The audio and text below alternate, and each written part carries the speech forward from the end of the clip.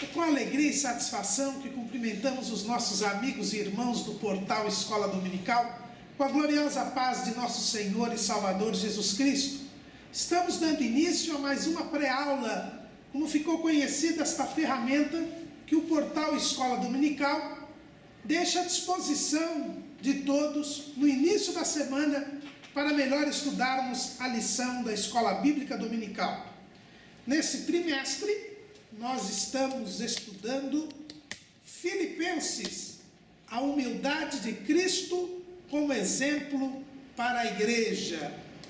E hoje iremos estudar a lição de número 5, que tem como título As Virtudes dos Salvos em Cristo. Nós estamos estudando a Epístola de Paulo aos Filipenses, neste lindo comentário do pastor Elianai Cabral, de Sobradinho, no Distrito Federal.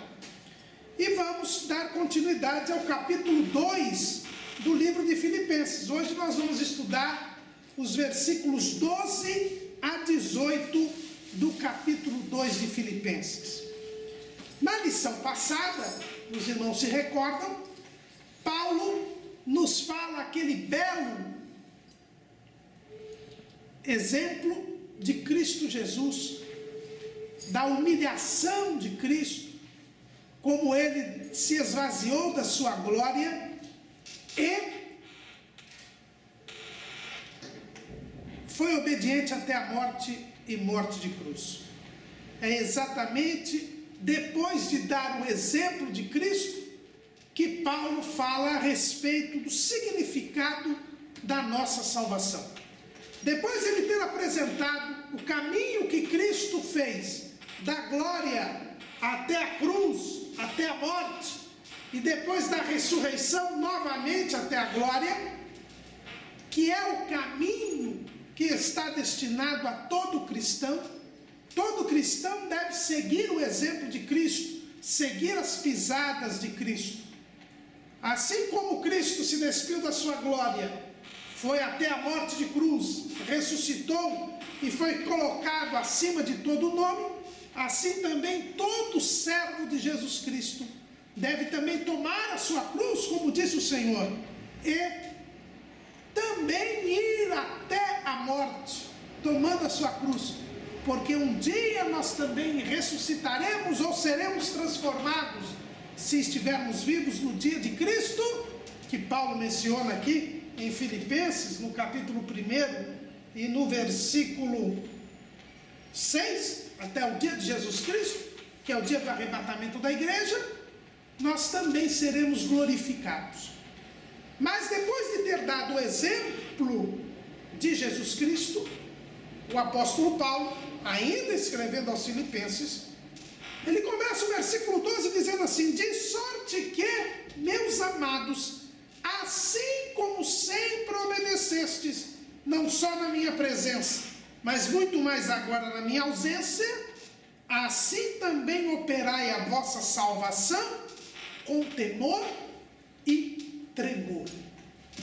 Paulo diz que o exemplo de Jesus de obediência deve ser seguido também pelos crentes.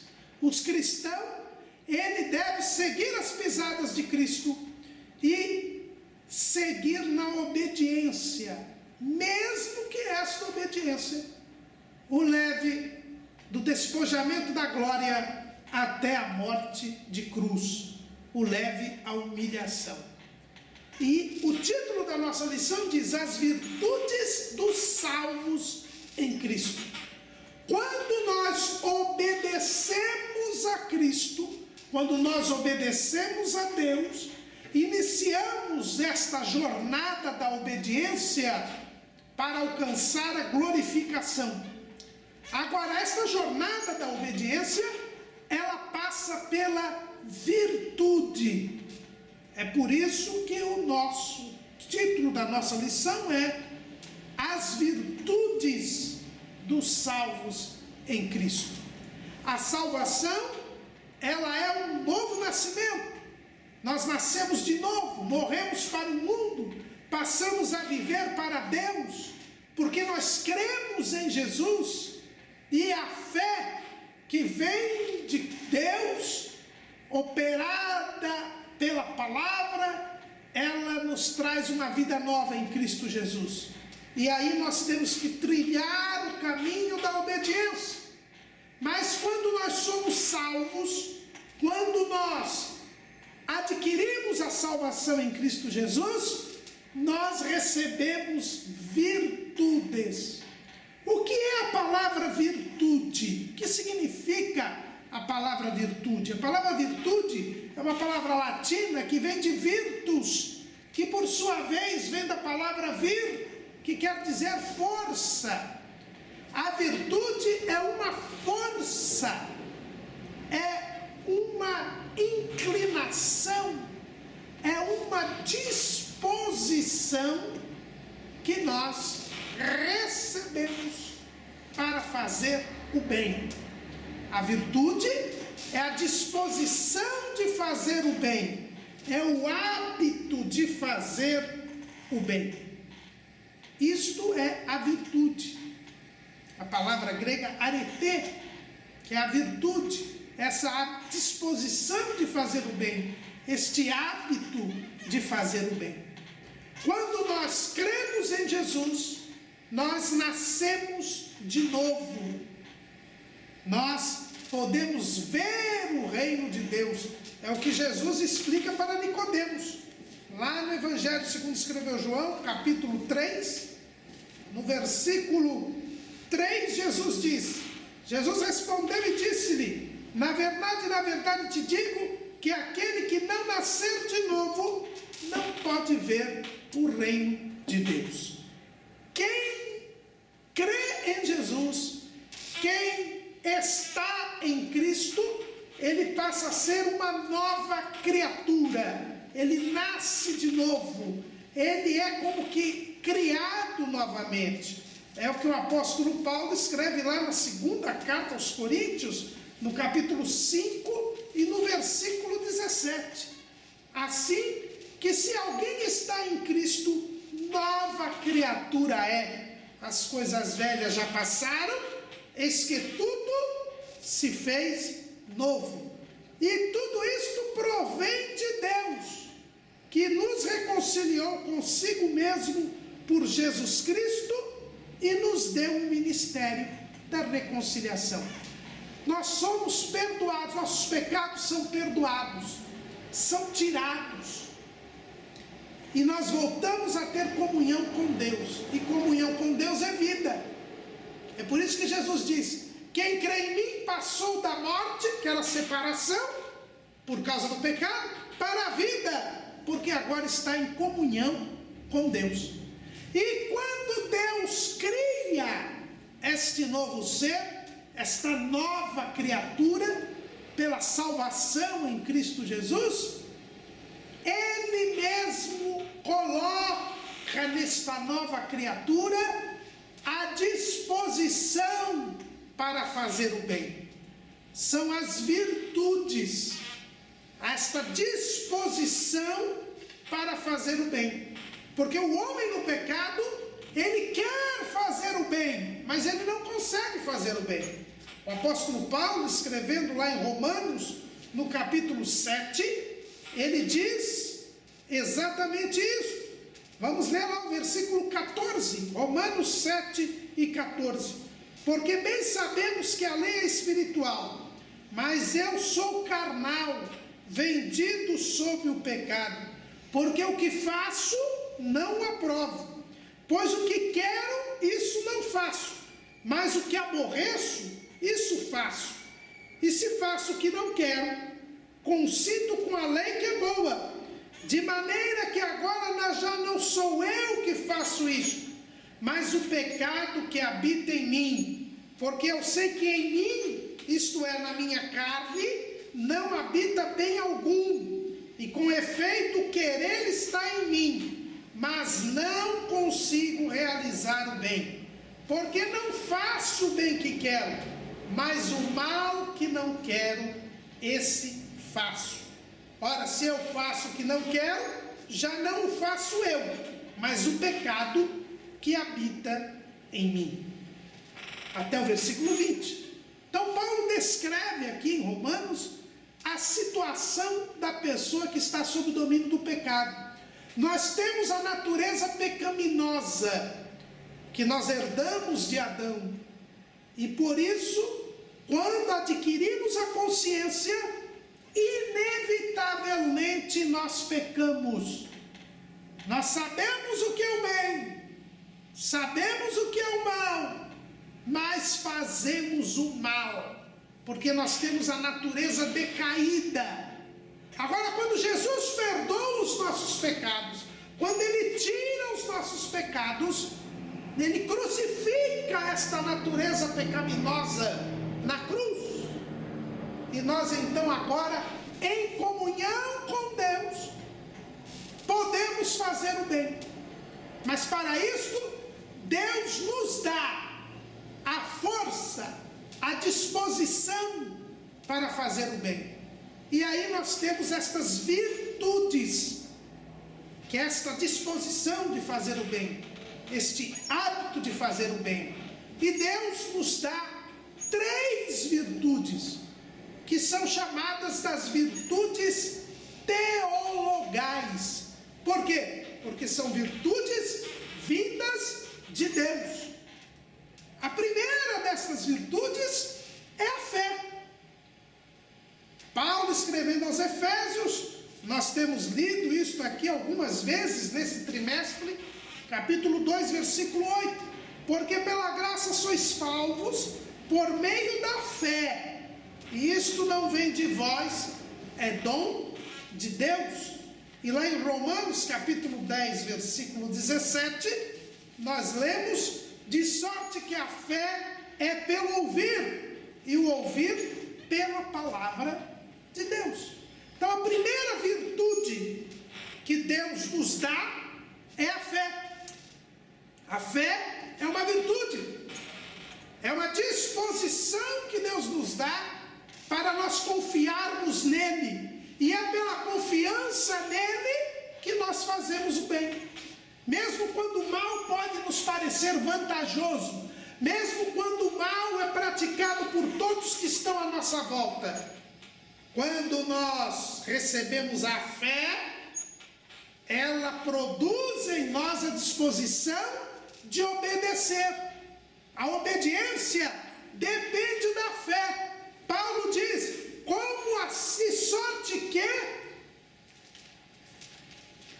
meus amados, assim como sempre obedecestes, mas não só na minha presença, mas muito mais agora na minha ausência, assim também operai a vossa salvação com temor e tremor. Então, para eu obedecer, o Senhor me coloca uma força no meu interior, que é a fé. E a Bíblia diz que o justo viverá da fé. Romanos, capítulo 1, versículo 17. Porque nele, quer dizer, no Evangelho, se descobre a justiça de Deus de fé em fé. Como está escrito: mas o justo viverá da fé. Então essa é a primeira virtude que Deus nos dá. Essa virtude teologal, porque é dada por Deus. Deus nos dá uma disposição, uma força de confiarmos nele, de crermos nele. E por isso nós obedecemos. Para que nós sejamos vitoriosos, como foi Jesus, nós precisamos obedecer. E para obedecer, em primeiro lugar eu preciso crer. Mas essa fé não vem de mim. Esta fé é dada por Deus. Então a primeira virtude que nos dá é a fé. Irmão Canamuru, como é que o senhor sabe que é a primeira virtude? Porque Paulo escreve aos Romanos, no capítulo 5. Ele diz assim: sendo, pois, justificados pela fé, temos paz com Deus por nosso Senhor Jesus Cristo. É a fé que nos dá comunhão com Deus, que inicia essa nova vida. É a fé que nos transforma em nova criatura.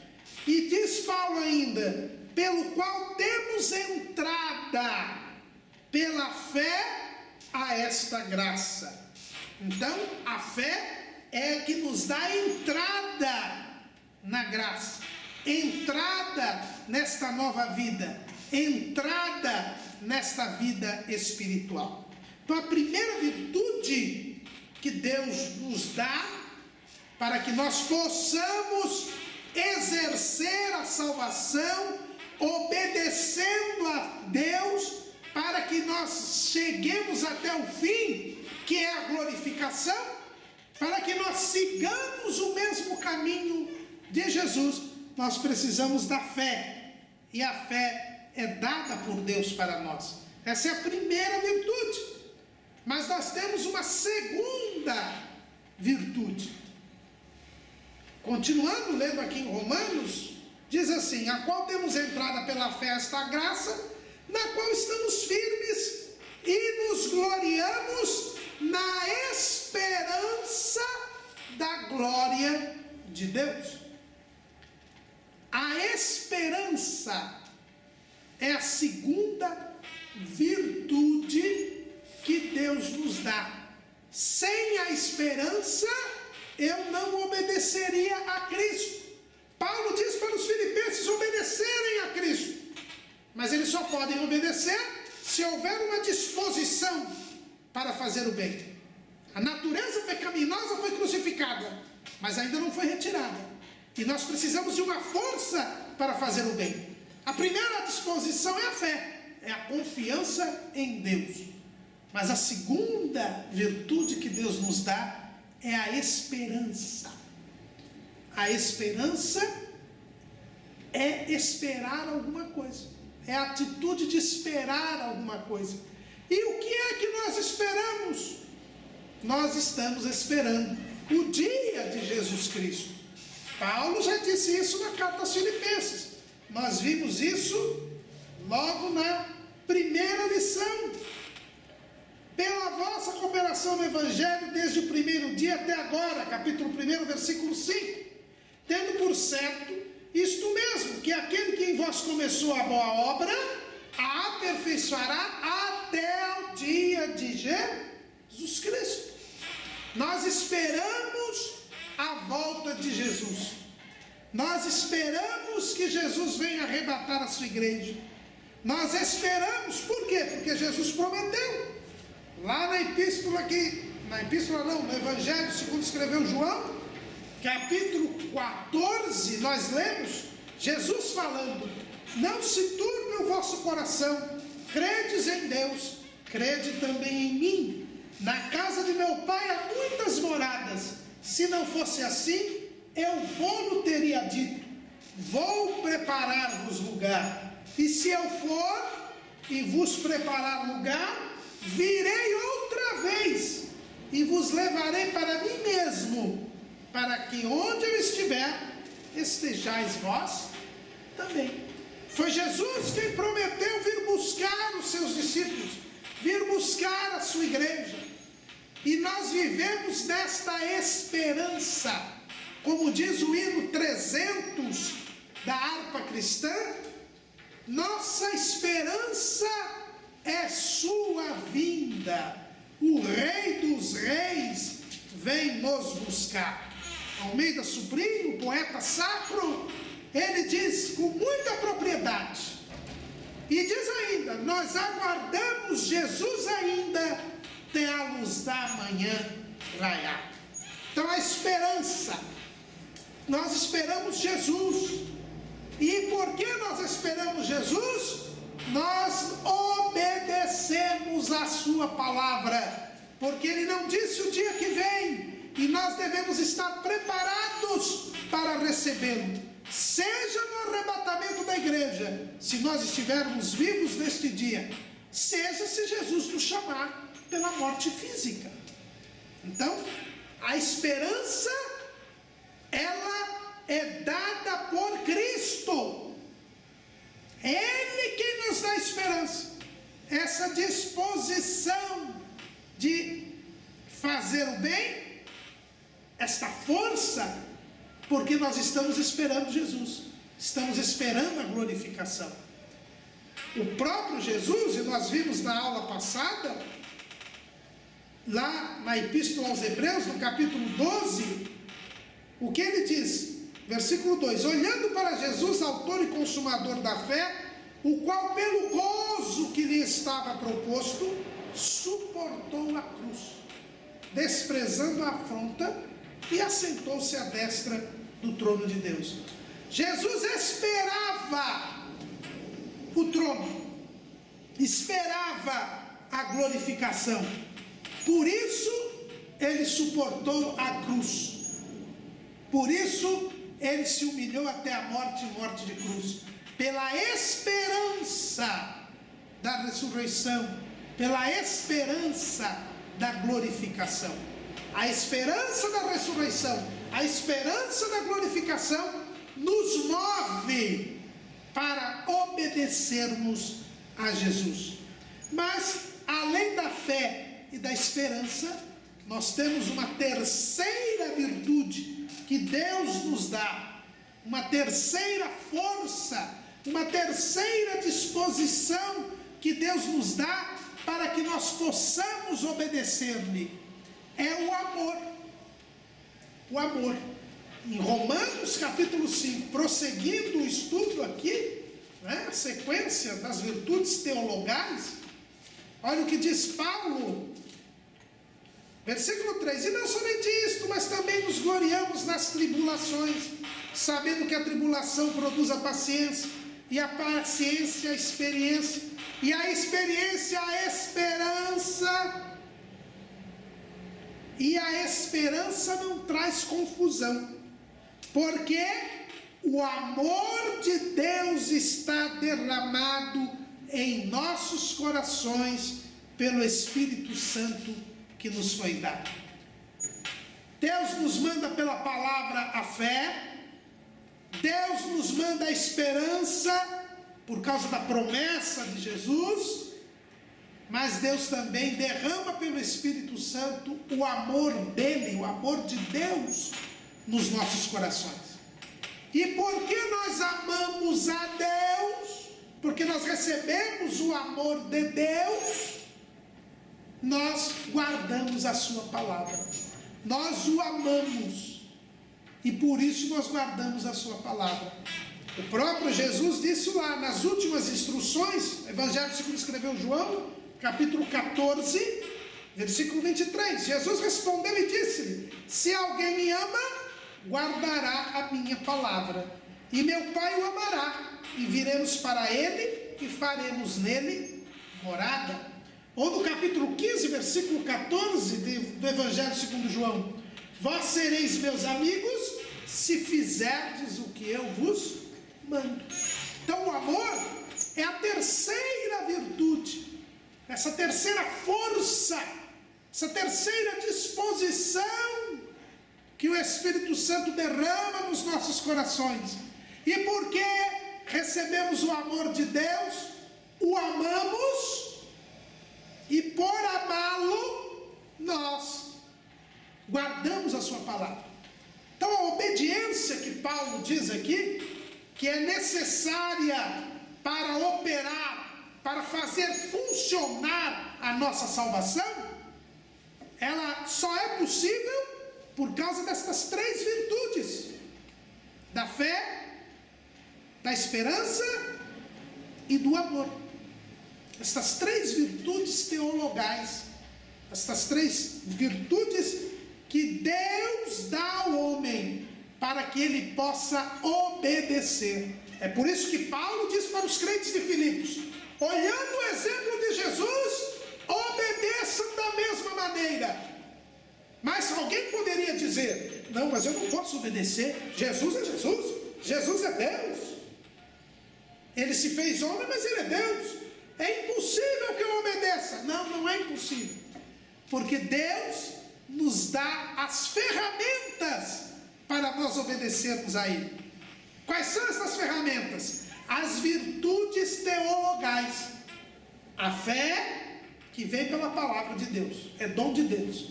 A esperança, que vem pela promessa de Jesus, também é dada por Deus. E o amor, que é derramado pelo Espírito Santo em nossos corações. Então não depende de Deus, porque Deus já fez a parte dele. Ele manda a fé, a esperança e o amor. Com fé, esperança e amor, nós podemos obedecer a Cristo e fazer a nossa salvação funcionar. É isso que Paulo está dizendo aqui: operai a vossa salvação com temor e tremor. Estas três virtudes teologais Paulo menciona lá no capítulo do amor, na primeira epístola de Paulo aos Coríntios, capítulo 13, versículo 13, quando Paulo diz assim: agora, pois, permanecem a fé, a esperança e a caridade. Estas três, mas a maior destas é a caridade, ou seja, o amor divino. E os irmãos sabem que João Ferreira de Almeida traduziu a palavra grega agape, que é este amor divino, por caridade, copiando aí Agostinho, porque Agostinho traduziu agape do grego para o latim caritas. Quando ele fala do amor divino, ele sempre fala da caritas, que é a caridade. Então, quando João Ferreira de Almeida escreve aqui caridade, na versão Almeida Revista e Corrigida, está traduzindo agape, que é o amor divino. Não tem nada a ver com filantropia, com dar esmola. Essa caridade aqui é o amor. Então, Deus nos dá o necessário para que nós possamos obedecer a Cristo. Se você não obedece a Cristo, é porque não quer, não é porque não pode. Eu vejo muita gente diz assim: irmão, não sabe, a carne é fraca, eu sou um ser humano, Deus entende que eu vivo no pecado. Deus não entende que você vive no pecado, não. Porque se você foi salvo, Deus te dá a força necessária para você vencer a carne. A carne é fraca.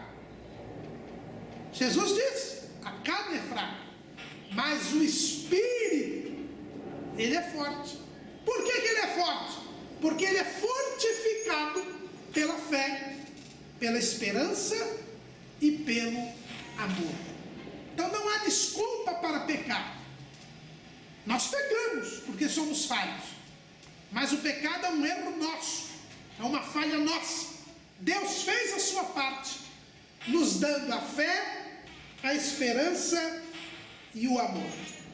Através da fé, da esperança e do amor, nós somos fortalecidos para prosseguirmos na jornada para o céu, para obedecermos a Deus. É por isso que Paulo manda os crentes de Filipos seguirem o exemplo de Cristo e serem obedientes, e obedientes até o fim. Por quê? Porque Deus nos deu estas forças. E através da fé, da esperança e do amor, nós vamos nos santificando. A santificação, ela é contínua e ela deve ser progressiva na vida do cristão. A santificação é o elemento, é o fator, é a etapa mais longa do processo da salvação. Quando nós somos salvos, somos perdoados, somos justificados, somos regenerados, somos convertidos, somos postos na posição de santos, somos adotados como filhos de Deus. Tudo isso acontece com a nossa salvação, no momento em que cremos em Jesus. Mas a partir daquele momento, nós precisamos viver separados do pecado. E aí é o que os teólogos chamam da santificação progressiva. Dia após dia, confiando em Deus, exercendo a fé, esperando a volta de Cristo, exercendo a esperança e amando a Jesus, ou seja, guardando a sua palavra, cumprindo a sua vontade, nós nos distanciamos cada vez mais do pecado. E é por isso que nós nos santificamos. A santificação progressiva é o dia a dia ficando mais longe do pecado e mais próximos de Deus. É seguir a santificação. É o que o escritor aos Hebreus nos recomenda. Lá no capítulo 12 de Hebreus, no versículo 14. Seguir a paz com todos e a santificação. A santificação ela tem que ser seguida, ela tem que ser perseguida, ela tem que ser continuada. Porque sem a santificação, diz o escritor aos Hebreus, ninguém verá o Senhor. No livro do Apocalipse, no capítulo 22, versículo 11, nós temos mais uma vez o Senhor Jesus, na revelação que deu a João, a aconselhar e recomendar a santificação. Quem é injusto, faça injustiça ainda. E quem está sujo, suje-se ainda. E quem é justo, faça justiça ainda. E quem é santo, seja santificado ainda. A santificação é um processo ininterrupto e incessante. Por quê? Porque tem um alvo. E qual é este alvo, irmão Caramuru? É, primeiro, que Cristo seja formado em nós. Lá em Gálatas, capítulo 4, versículo 19, Paulo diz assim: meus filhinhos, por quem de novo sinto as dores de parto, até que Cristo seja formado em vós. Então existe um alvo a ser alcançado, que é um alvo inalcançável. É como se diz na matemática, né? Quando a gente estuda cálculo integral, cálculo diferencial, eu nunca fui bom nessas coisas, isso aí só gente na faculdade da área de exatas que estuda, mas a gente teve que estudar um pouquinho, né, no ensino médio, e aí diz assim, que tal coisa tende ao infinito. Tender ao infinito. A derivada, ela tende ao infinito. Então o cálculo integral, o cálculo diferencial, trabalha com esta tendência ao infinito. A santificação é uma tendência ao infinito. Por quê? Porque até que Cristo seja formado em nós. Paulo, escrevendo aos Efésios, ele repete esta ideia no capítulo 4.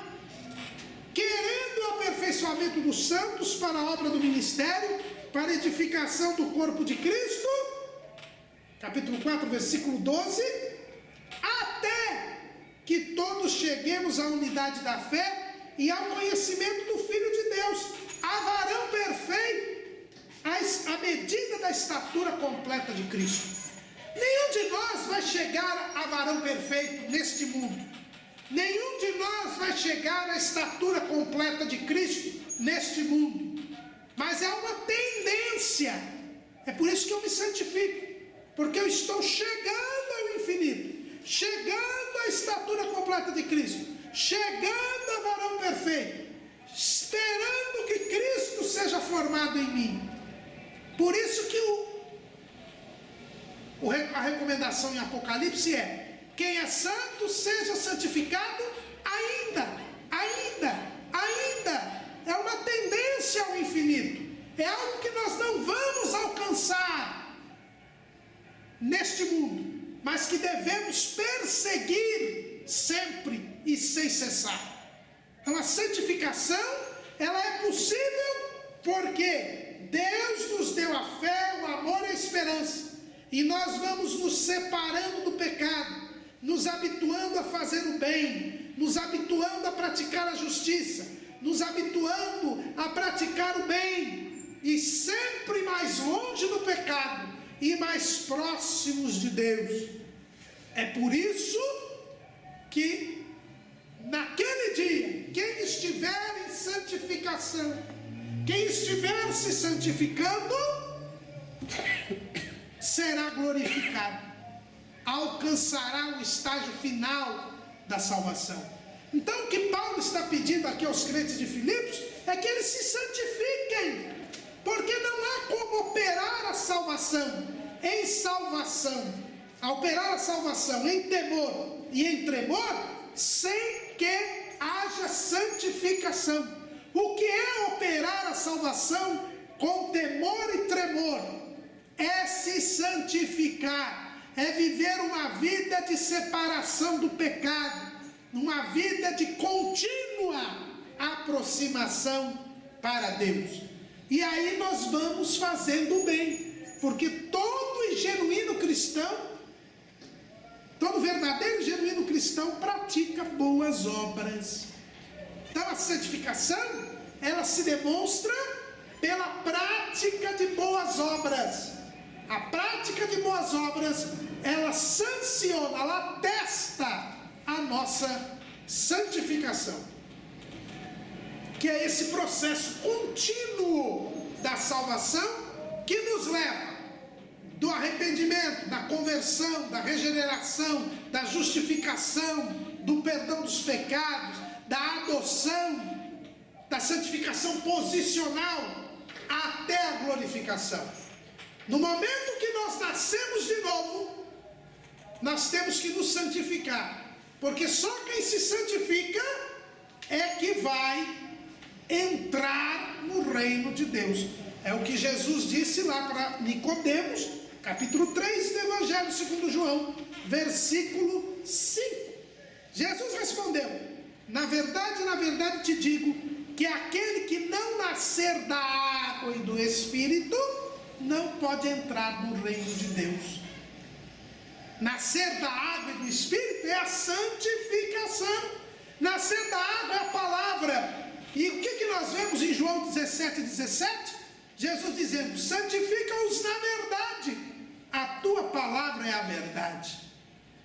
Nascer do Espírito é a oração, porque lá em Timóteo, Paulo escreve o seguinte, lá em 1 Timóteo capítulo 4, versículo 5, porque pela palavra de Deus e pela oração é santificada. Mas nascer do Espírito também é ter temor, é ter respeito, consideração, atenção ao Senhor, ser obediente a Deus.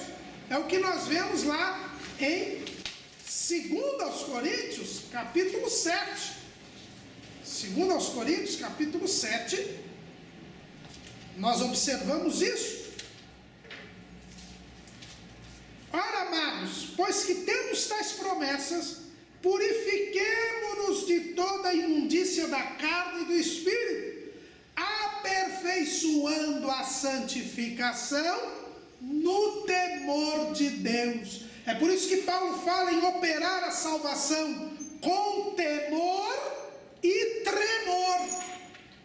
O temor aperfeiçoa a santificação. Santificação que vem pela palavra, santificação que vem pela oração, mas santificação que vem também pela participação digna na ceia do Senhor. Porque Paulo diz lá em 1 Coríntios capítulo 11, versículo 27, portanto qualquer que comer este pão ou beber o cálice do Senhor indignamente, será culpado do corpo e do sangue do Senhor. Versículo 29, porque o que come e bebe indignamente, come e bebe para a sua própria condenação, não discernindo o corpo do Senhor. Então, se você participa da ceia dignamente, sem pecado, purificado, isto é para a sua salvação, é a santificação, é para a sua salvação, porque quem come e bebe indignamente é para a sua própria condenação. Então, operar a salvação com temor e tremor é viver em santificação, assunto que tem desaparecido nos nossos púlpitos. Mas se você quer obedecer a Cristo, separe-se do pecado, medite nas Escrituras, porque a palavra santifica. Tenha uma vida de oração, porque a oração santifica. Participe dignamente do corpo de Cristo, corpo e do sangue de Cristo, porque a participação digna do corpo de sangue de Cristo te santifica. Tema a Deus, seja respeitoso, considere, reverente a Deus, porque a santificação é aperfeiçoada no temor do Senhor. É por isso que o apóstolo Pedro, na sua segunda carta, no capítulo 1, no versículo 5, ele diz assim: e vós também, pondo nisto mesmo toda a diligência, acrescentai à vossa fé a virtude. Com a fé, o amor e a esperança, nós temos um acréscimo na nossa salvação, porque nos permite a santificação, nos permite a produção de boas obras, nos permite a prática da justiça, a prática do bem, o distanciamento contínuo do pecado. É isso que Paulo está falando aos crentes de Filipos, e falando para nós também. Deus quer que nós cresçamos espiritualmente, e para isso nos deu a fé, a esperança e o amor. E para isso nós temos que nos santificar, porque Deus quer mudar o nosso interior. A mudança do crente é de dentro para fora. Olha o que diz o apóstolo Paulo, no versículo 13: porque Deus é o que opera em vós, tanto querer como efetuar, segundo a sua boa vontade. Irmãos, nós temos que renunciar a nós mesmos se nós queremos obedecer a Jesus. Ele tem que mandar na nossa vontade e nos nossos atos. Se Ele não domina a nossa vontade, Ele não dominará os nossos atos. E infelizmente, muitos crentes hoje até praticam bons atos e acham que pelos seus atos eles serão salvos. Mas a sua vontade, o seu eu, não está nas mãos de Deus. Deus tem que operar tanto o nosso querer como o nosso efetuar. O verdadeiro crente, ele não mais vive, mas é Cristo que vive nele. É o que Paulo disse, Gálatas 2:20: já estou crucificado com Cristo, e vivo não mais eu, mas Cristo vive em mim. E a vida que agora vivo na carne, vivo-a na fé do Filho de Deus, o qual me amou e se entregou a si mesmo por mim. Paulo diz: olha, eu já não quero mais nada, eu não tenho querer, o meu querer é o querer de Deus. Quando a minha vontade é a vontade de Deus, então realmente eu vou obedecer a Deus, eu vou fazer a vontade de Deus, eu vou crescer espiritualmente e eu irei caminhar até a glorificação. Quando Jesus, no jardim do Getsêmani, ele orou ao Senhor numa angústia muito grande, tanto que suou gotas de sangue, Jesus disse: se é possível, passa de mim este cálice, mas não se faça a minha, mas que se faça a tua vontade, Pai. Ali Jesus sacrificou a sua vontade, e por isso dali do jardim ele foi para a cruz, e da cruz para a morte, mas depois Deus o exaltou. Eu e você precisamos ter um Getsêmani, eu e você também precisamos sacrificar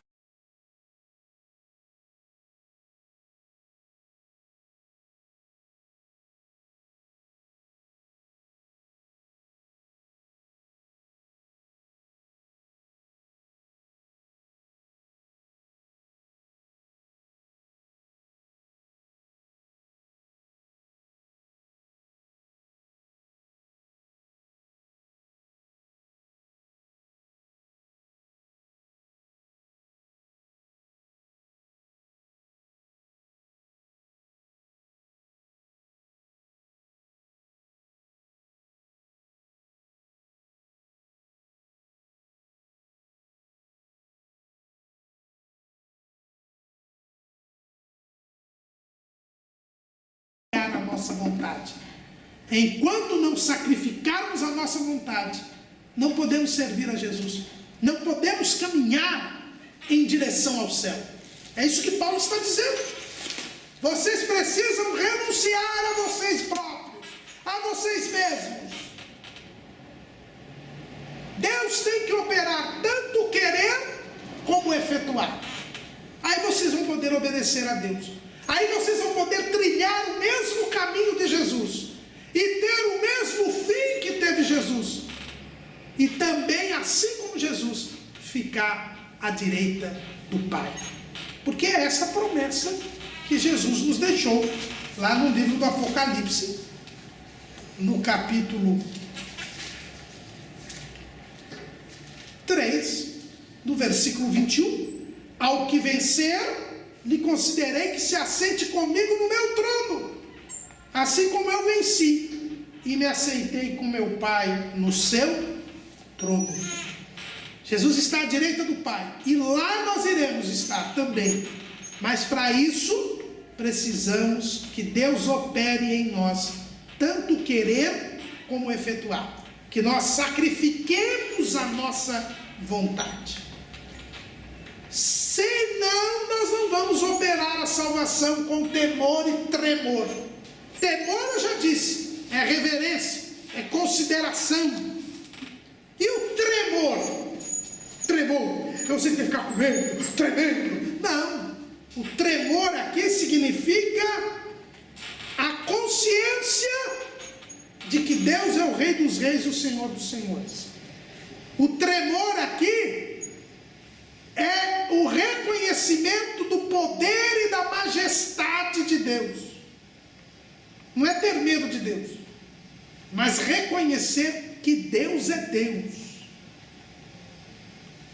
E que por isso tem de ser obedecido. Você tem tido tremor? Tem operado a sua salvação com temor e tremor?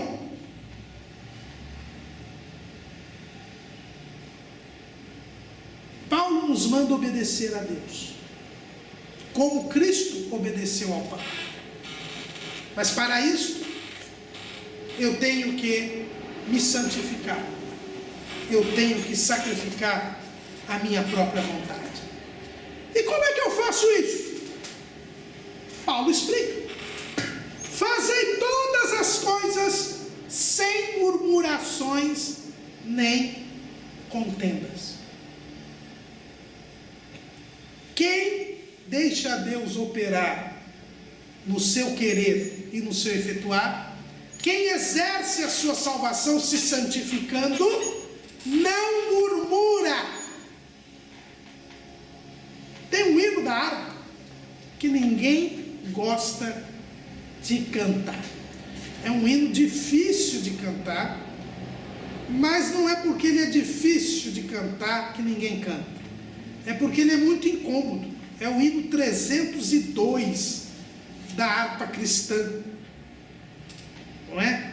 É o hino de autoria dos irmãos Emílio Conde e Eufrosine Castberg, que diz assim: no mundo murmura-se tanto entre o que os cristãos dizem ser, em vez de louvores a pranto, fraqueza em lugar de poder. Murmuram assim no deserto, em Mara Israel murmurou. Ó, não veem que Deus está perto, jamais seu auxílio negou. Em vez de murmurares, canta um hino de louvor a Deus. Jesus quer te dar vida santa, qual noiva levar-te para os céus. A murmuração, irmãos, como diz este hino, está presente tanto na vida de muitos que se dizem cristãos, mas não são cristãos. Porque o cristão, ele tem que fazer tudo sem murmuração nem contenda. E os autores do hino lembram aqui que Israel viveu em murmuração. E qual foi o resultado da murmuração de Israel? Eles não entraram na terra prometida. Eles perderam a bênção. Morreram no deserto. E os crentes, Paulo está dizendo, que murmurarem não vão entrar no céu. É interessante que a palavra murmuração quer dizer ato ou efeito de murmurar. E a palavra murmuração, ela vem de murmur. O que é isso? É um gesto animal. Essa palavra murmuração é uma palavra onomatopaica. Sabe por quê? Ela tem origem no som, nos grunhidos, nos rugidos dos animais. A murmuração é a perda da razão. Quando o crente murmura, quando um homem murmura, a própria palavra murmuração diz que ele se rebaixa à situação de um animal irracional. Ele se rebaixa a essa condição de um animal irracional. O homem foi feito inteligente, racional, para não murmurar, para não agir por instinto. A murmuração é uma ação de instinto. Algo que nos desagrada, algo que nos provoca mal, algo que nos faz sentir mal, nos faz reclamar de Deus. Você age por instinto e não pelo Espírito. Você age pela carne e não pelo Espírito. A murmuração é uma demonstração de que eu estou com a minha natureza pecaminosa em ação.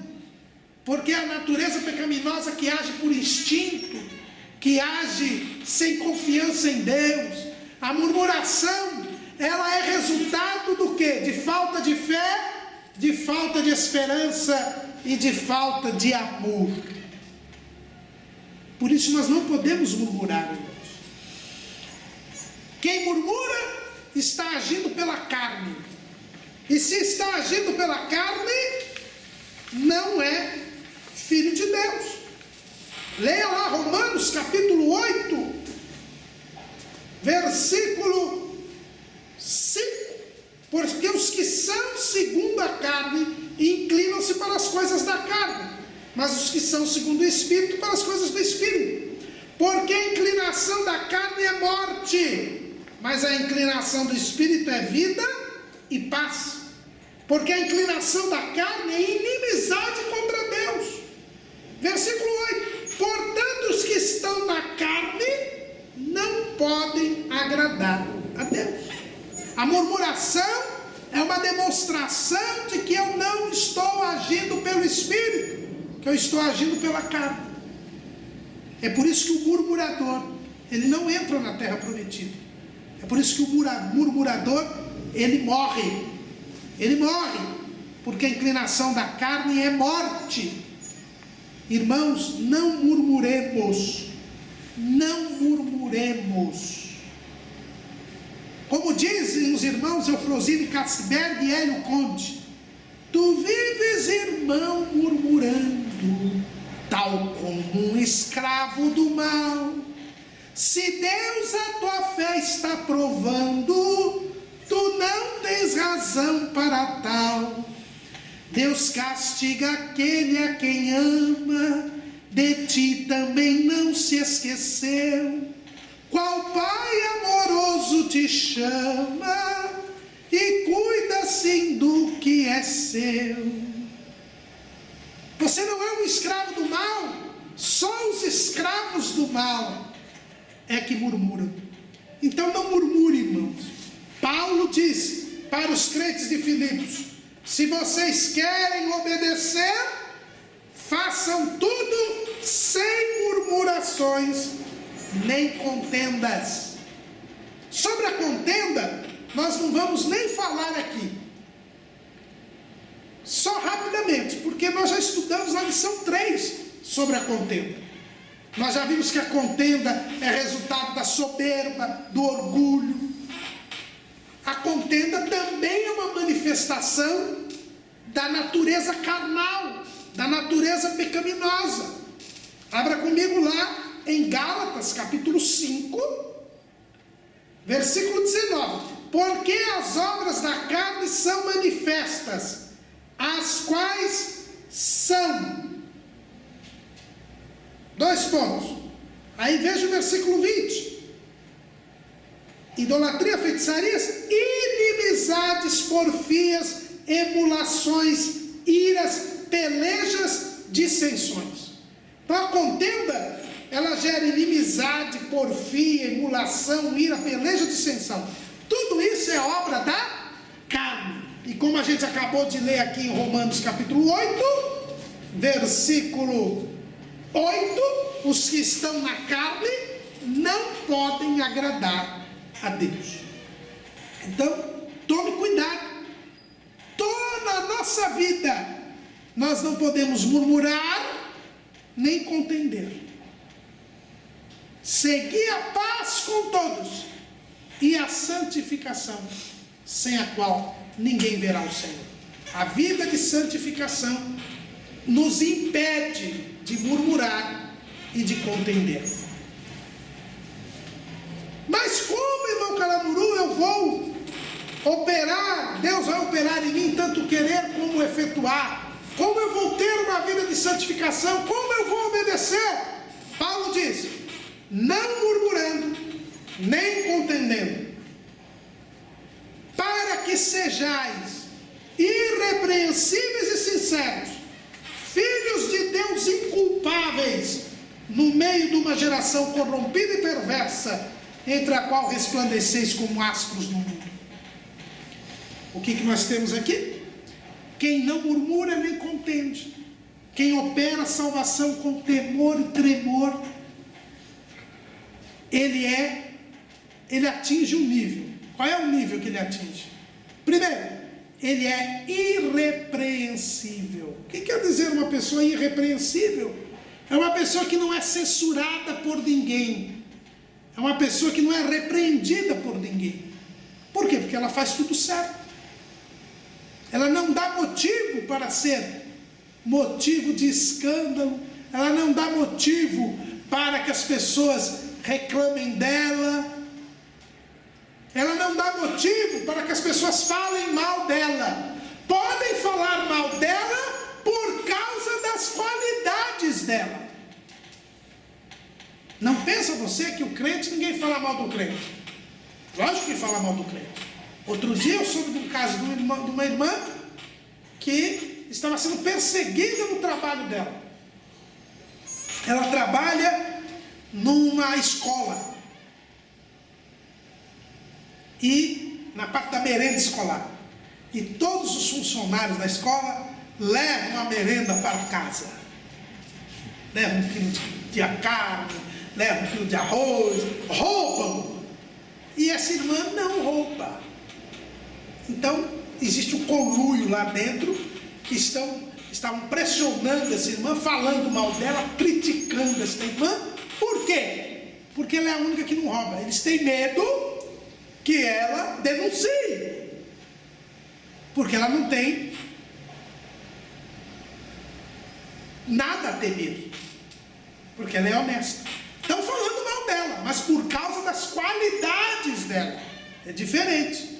É o que Jesus diz: bem-aventurados sois vós, quando vos injuriarem e perseguirem, e mentindo disserem mal contra vós por minha causa. Isso é uma bem-aventurança. Vai gerar incômodo, perseguição, tanto que essa irmã estava mudando de emprego por causa disso. Mas para o céu ela é bem-aventurada. Isso quer ser irrepreensível. Pedro, ele fala a respeito disso. Lá na sua primeira carta, capítulo 2, versículo 12. Tendo o vosso viver honesto entre os gentios, para que naquilo em que falam mal de vós, como de malfeitores, glorifiquem a Deus no dia da visitação, pelas boas obras que em vós observam. Então falar mal do crente sempre vão falar. Agora, tem que falar mal do crente glorificando a Deus pelas suas boas obras. Agora, se você é caloteiro, se você é ladrão, se você é mentiroso, na hora que falarem mal de você, não vem dizer: eu estou sendo perseguido, como a gente conhece alguns casos por aí. Gente que foi condenada em outro país pela prática de um crime e que aqui dizia que era perseguido por causa do evangelho. Não era por causa do evangelho, era por causa de crime. Falar mal do crente sempre vão falar, mas que falem mal de você pelo bem que você faz. Isso é uma bem-aventurança, isso é uma qualidade do cristão, o verdadeiro cristão, porque Paulo diz, ele é irrepreensível, mas ele também é sincero. Irmão, sabe a palavra que aqui João Ferreira de Almeida traduz por sincero? No grego é akeraios, que quer dizer sem mistura. E aí é que a coisa pega, né, irmão? O que tem de crente hoje se misturando com o mundo, adotando a vestimenta, a linguagem, os costumes do mundo, a mentalidade do mundo. Não é para isso que nós somos salvos.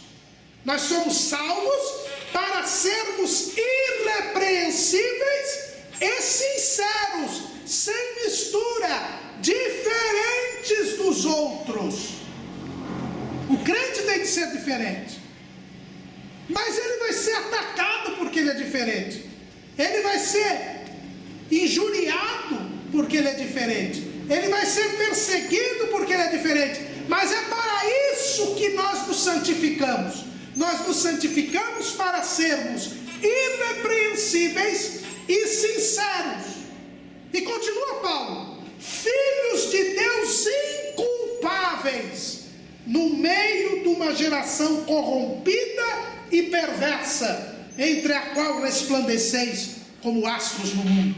Nós temos de ser diferentes, irmãos. Nós estamos no meio de uma geração corrompida e perversa, mas eu sou sincero, sou irrepreensível, pratico o bem, me distancio do pecado e resplandeço a luz de Cristo. Porque a palavra astros aqui, na versão Almeida Revista e Atualizada, está escrito luzeiros. O que é luzeiro? É o planeta, é o satélite. Vocês conhecem a astronomia? Os corpos celestes, só as estrelas têm luz própria. Os planetas refletem a luz da estrela. O satélite reflete a luz da estrela. A luz da lua, aquele belo luar que os românticos gostam, não é a luz da lua. Ela reflete, a lua está refletindo a luz do sol. Porque no nosso sistema solar a estrela é o sol. Só ele tem luz própria.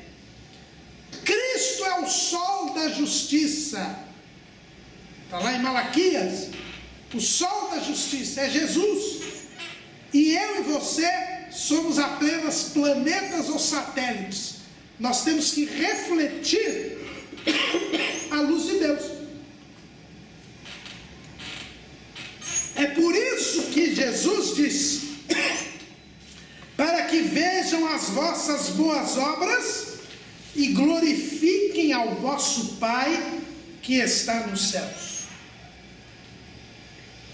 Por que glorifica a Deus e não a mim que estou fazendo a boa obra?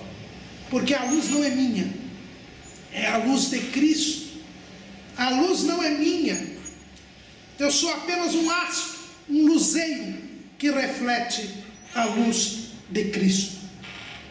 É por isso que eu me santifico, é para isso que eu me santifico.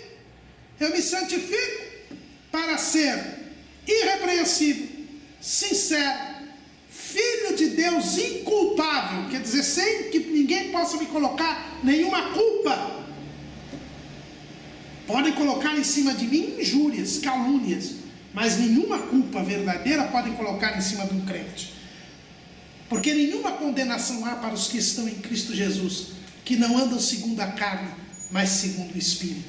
Se você anda segundo o Espírito, operando a salvação em temor e tremor, você está no meio de uma geração corrompida e perversa, mas você é irrepreensível, sincero, um filho de Deus inculpável, que brilha, que resplandece como astro no mundo, reflete a glória de Deus.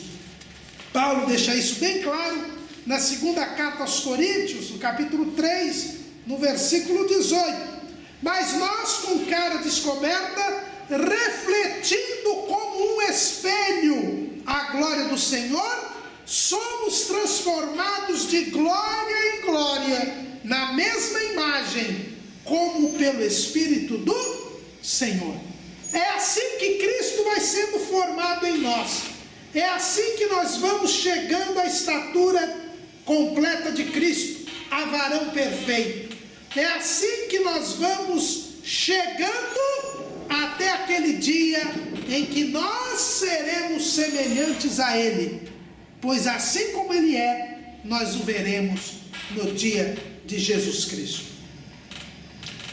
Mas Paulo diz que para que eu obedeça, para que eu cresça espiritualmente, para que eu brilhe como astro no mundo, além de não murmurar nem contender, eu preciso fazer uma outra coisa.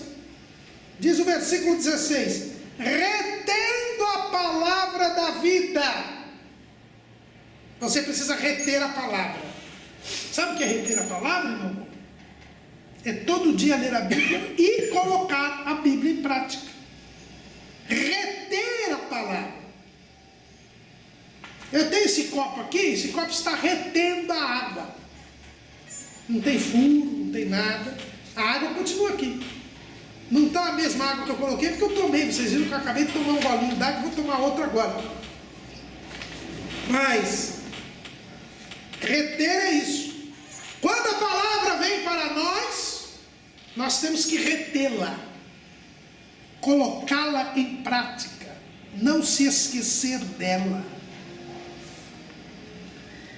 Jesus disse: nem só de pão viverá o homem, mas de toda palavra que procede da boca de Deus. Mateus 4:4. Se você não reter a palavra, você vai morrer espiritualmente. A palavra é o nosso alimento espiritual diário. Eu preciso reter a palavra da vida, para que no dia de Cristo, diz Paulo, possa gloriar-me de não ter corrido nem trabalhado em vão. Muita gente está fazendo muita coisa na obra de Deus, mas se não reter a palavra, não vai adiantar nada. É o que Jesus nos diz lá em Mateus capítulo 7. Versículo 22. Muitos me dirão naquele dia: Senhor, Senhor, não profetizamos nós em teu nome? E em teu nome não expulsamos demônios? E em teu nome não fizemos muitas maravilhas? E então lhes direi abertamente: nunca vos conheci, apartai-vos de mim, vós que praticais a iniquidade. Essas pessoas não retiveram a palavra da vida.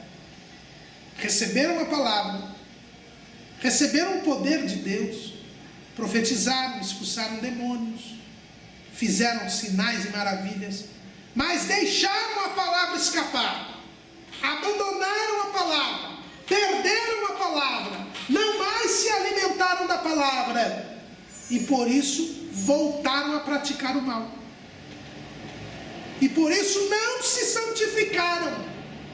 E sem a santificação, ninguém verá o céu. Então, irmãos, tomemos cuidado. Nós temos que reter a palavra. E aí Paulo diz assim: e ainda que seja oferecido por libação sobre o sacrifício e serviço da vossa fé, folgo e me regozijo com todos vós. E vós também regozijai-vos e alegrai-vos comigo por isto mesmo. E aí Paulo diz o seguinte: quem se santifica, quem obedece a Cristo, não tem medo de morrer. Porque Jesus, por ser obediente, ele foi obediente até a morte de cruz. E Paulo, ele diz assim: olha, vocês estão preocupados que eu estou preso, mas obedeçam a Jesus como Jesus obedeceu.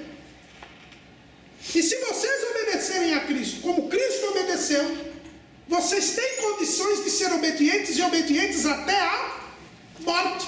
Eu estou pronto para ser oferecido como libação sobre o sacrifício e o serviço da vossa fé. O que era a libação? A libação era aquilo que se derramava no sacrifício. Quando se levava o sacrifício, se derramava o sangue sobre o sacrifício. Está lá em Levítico, né? Quando a gente abre o livro de Levítico e vê como é que se procedia aos sacrifícios, olha como está escrito lá em Levítico. Vamos ver lá o capítulo 1. Vamos ver aqui o versículo 11. Levítico 1:11. E degolará ao lado do altar para a banda do norte perante o Senhor. E os filhos de Arão, os sacerdotes, espargirão o seu sangue à roda sobre o altar. Depois a partirá nos seus pedaços, como também a sua cabeça e o seu redenho, e o sacerdote os porá em ordem sobre a lenha que está no fogo sobre o altar. Então, quando a pessoa trazia o sacrifício, eles derramavam o sangue em volta do altar. E depois, então, faziam o sacrifício. Essa é a libação sobre o sacrifício.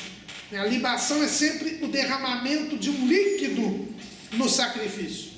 Paulo diz: eu não tenho medo de derramar o meu sangue como uma libação sobre o sacrifício e o serviço da vossa fé. Vocês têm se sacrificado para me ajudar, têm sustentado meu ministério, mas eu me derramo como eu não tenho medo. Por quê? Porque eu sou irrepreensível, sincero, filho de Deus inculpável, no meio de uma geração corrompida e perversa, e eu resplandeço como astro no mundo. E se eu morrer pela causa da fé, pela fé, o nome do Senhor será glorificado.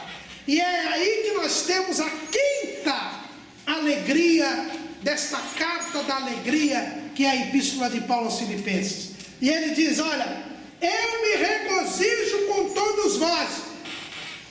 Se eu morrer por Cristo, se eu sofrer por Cristo, isto me traz alegria.